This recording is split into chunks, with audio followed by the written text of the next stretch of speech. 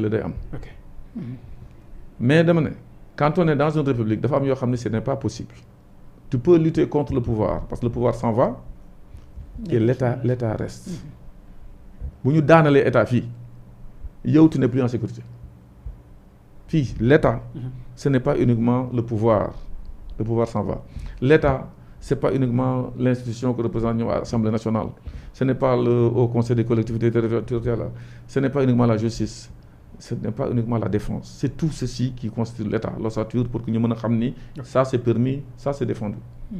boo ci nekkee nga bëgg a changer le système day fekk nga téye volant bi ku dawalul mënoo jiite oto bi. il faut nga téye volant bi bu téye volant bi nag dañuy poser ay règles parmi lesquelles il y a le parrainage pour nga nekk candidat il y a ceci ou cela bu fekkee yow da nga ne man du ma respecter loolu yëpp tu défies l'autorité tu n'es plus de la résistance tu défies. ok ma jox la benn exemple bu gën a simple parce que man mes frères du PASTEF là xam nañu bu baax samay idées sur certaines choses xam na ne maag Ousmane Sonko nous avons presque le même tempérament sorante wuñu de. ah mais Ousmane moo la gën a. non parce que moom il est téméraire moi je suis courageux. la témérité ne va pas avec la raison non gis nga doo ñëw taw jàkkaarloo koo xam ni il est le symbole de l'État. mais Sénégal loolu lañ bëgg ko. bàyyil Sénégal noonu la mel man ni ñu koy soppi. doo ñëw jàkkaarloo koo xam ni il est le symbole de l'État nga xam ko soo ko xamul woon sax je peux comprendre. nga xam ne kii il est en tenue il symbolise l'autorité publique la force publique. lu mu la wax da nga ko war a exécuter. soo kontaanul da ngay dem porter plainte contre lui. mun la jaaral fii parce que cette route est barrée nga ne non dama fi jaar man fii la jaar ça s'appelle comment. est-ce que amul benn manque de maturité kon. ah ça je l'ai dit aussi j'ai dit Ousmane Sonko n'était pas encadré. on l'a laissé faire ba mu mbëkk pédis. c'est ça la vérité.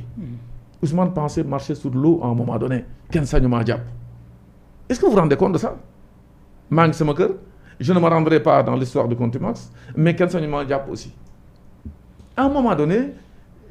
ce n'est pas tenable et là ba ñu ko téye ana gars yi ñi doon. ñu ngi ci stade yi di yow Sonko namu naa la. waaw mais bon loolu réglewul problème bi et puis tëdd de xiifal réglewul problème bi. man njóobeen laa damay lekk bi suur dem xeex. ok mais par rapport ak radiation sur le fichier électoral en tant que avocat que vous êtes en tant que juriste également que vous êtes maître lan nga ñu ci mën leeral est-ce que. parce que on évoque l'article 307 mort du code de procédure pénale il y a l'article 311 également boo xam ne ñu ngi koy évoqué vous en tant que juriste est-ce que Ousmane Sonko le fait que ñu arrêté dafay anéantir cette contumace naam wala déet. expliquez-nous man de bu ma nekkoon place Ousmane. oui bi lii am lépp ba am. waxuma dama ko parce que man dama woon arrivé fii. bu doon yow di nga dem répondre di nga dem. damay dem woo nañu ma dem répondre ah dem dik on a voulu m'enfoncer.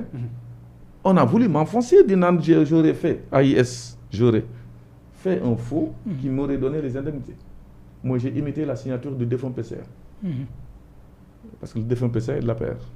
Donc, bu fekkoon loolu c'est établi mooy indemnité c'est basé sur une écriture boo xam ne dama falsifié signature am te moom mu ne mii waxul dara mooy ki ne di moo fan laa mujj dañoo porte plainte le 10 février ma dóoral leen 17 février 2021 devant le même juge d'instruction ñu daw parce que je me suis procuré le contrat de mon prédécesseur où c'était la même signature. te nekk ma fi woon. kan lan la ñu bëggoon loolu mooy politique c'est dangereux man dama dul ragal dama dul tiit. yàlla loolu tamit il faut ngeen mettre. est-ce que c'est anéanti ou c'est pas encore anéanti foofu mooy la véritable question. man sama position de juriste. oui c'est que il a été arrêté pour quelle cause. pour vol de téléphone. pour des charges criminelles également c'est vol de téléphone moom c'était juste. le procureur wax aujourd'hui il est en DP. détention provisoire pour une histoire d'appel à l'insurrection. loolu la ñu war a téye. tentation de l'État. mooy loolu rek c'est toujours dañuy gonfler rek defe ne mën na nekk montgolfière pour mën a bu buy tojee bala am roue de secours loolu la rek mais loolu moo tax ñu arrêté ko. léegi nag nit ku toog ñu ni ko ñëwal ñu juge la mun duma ñëw dem Casamance def fa bouclier humain. xam na bu si on charge pour venir le chercher il y aurait des morts d'hommes yow xam nga ko man xam naa ko. l'État a apprécié la situation ci piège boobu mu leen bëgg a teg gars yi neen duñ dem. il faut le juger conformément à la loi ku ñëwul ñu juge la par contumace. mais amul affaire ak état baal ma affaire ak justice la am. oui mais état bi laa waxuma le pouvoir a fait ce qu'il devait faire mooy dem ci à son dernier domicile connu qui est ici. à Kër Gorgui notifié que moom mi ngi Ziguinchor.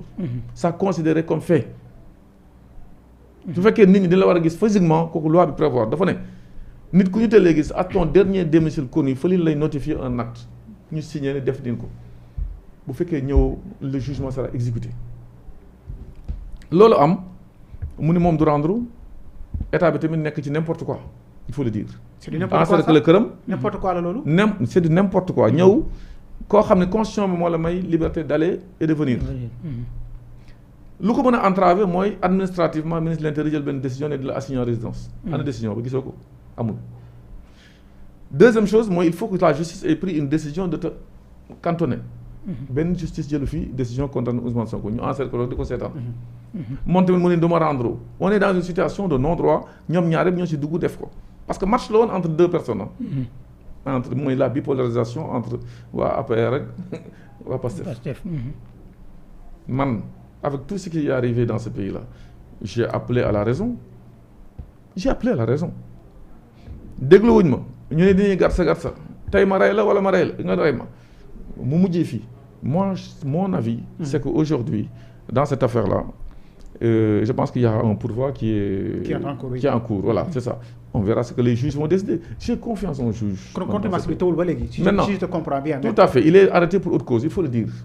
mais pourtant dégg nga juristes yi wax le contraire Mor n'est-ce pas. les juristes sont divisés.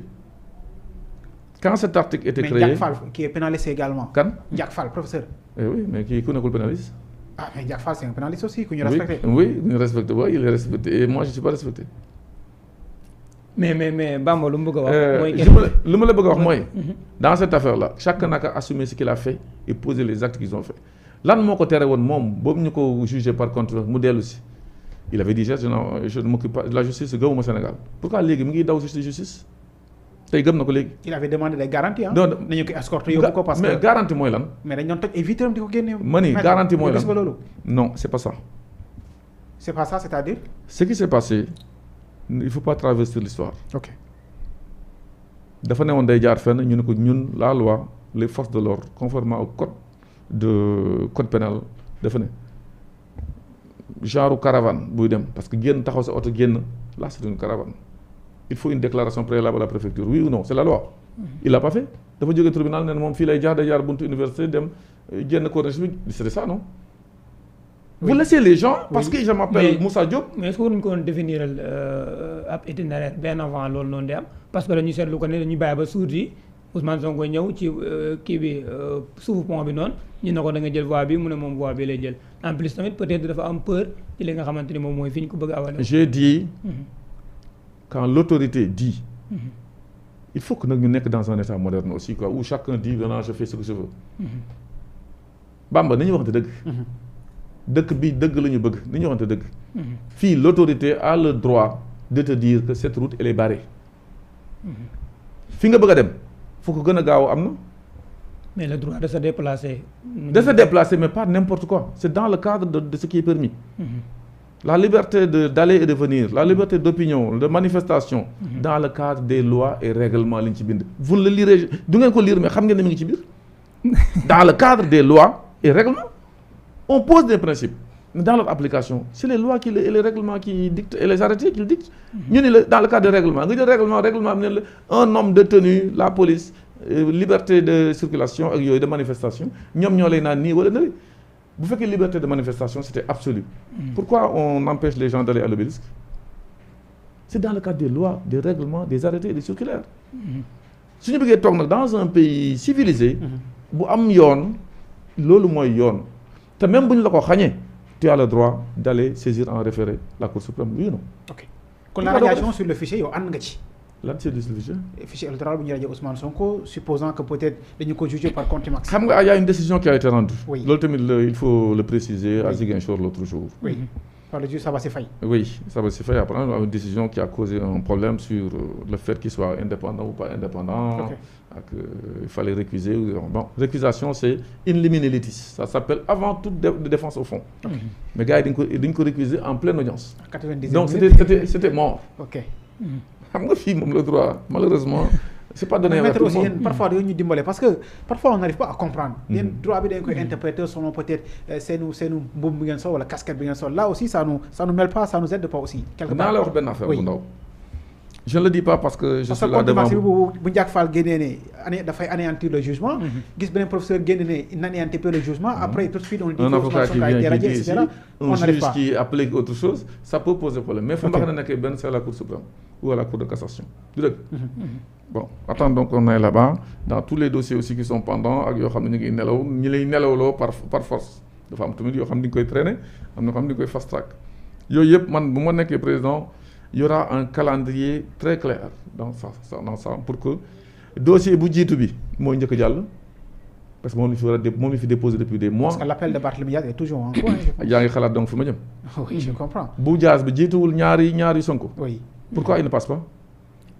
parce qu'il est en négociation ñu ngi ci dialogue ñoom ñu ngi ci négociation. après dialogue bi nga demoon taw ñu yoon beneen dialogue. ma ne boobu dialogue boobu ma dugg laa génn boobu la ñu ma fa gëj a gis parce que dama ñëwoon pour wax samay wax joxuñu ma fa parole parce que xam nañu kii bu fi waxee salle bi toj te duma saaga kenn duma wax dal lu ñëw. joxuñu ma parole ñeneen ñi wax man la ma amnistie jamais président ne nañ toog ñuy waxtaan ñu ne amnistie du fa am man ne ko troisième mandat président coupé l'herbe sous les pieds ne diñ ci waxtaan man ko ok. parce que dañu newoon duñu ci wax. Pour vous dire tout simplement que tout ceci est problématique dans la justice aujourd'hui de ce pays. Tout ce que je veux dire, une décision a été rendue